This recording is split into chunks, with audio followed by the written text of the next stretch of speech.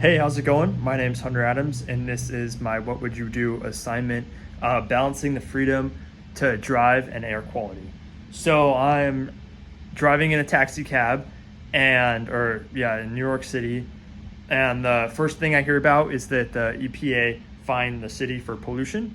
So New York City began to implement like electronic tolling poles on like the bridges, highway, tunnels.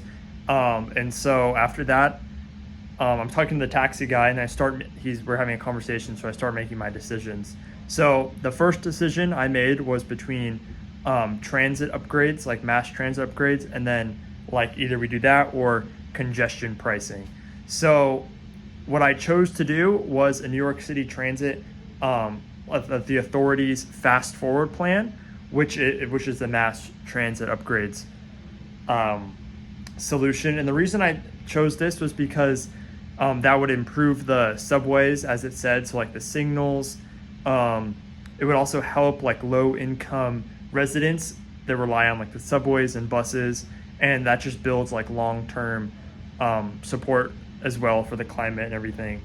And the reason I chose this was in Sherman and Montgomery 2023, page 623, it talks about the importance of investing in public goods and infrastructures. And that's like before you rely on like pricing and everything like that, like the people come first. And so then the next question was, what should I do to actually implement this like procedure? And so when I'm talking with the taxi driver, I chose to set limits on ride shares and taxis.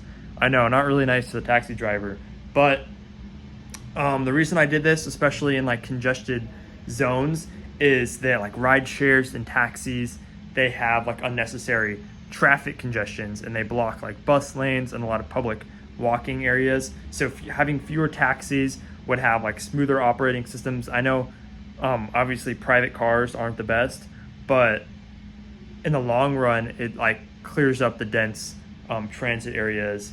And Sherman Montgomery 2023, page 702, it talks about how unpriced traffic should be managed through regulation. So that's pretty much what this, where I came up with the solution by managing the traffic.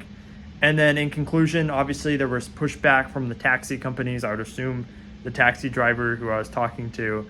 But overall, the conclusion talks about how there's like an oversupply of taxi drivers and public transportation. So it's going to be a lot better for pedestrians to walk, and shifting taxi drivers to like electronic shuttles, like just better routes for like micro mobility and just long-term benefits for the city.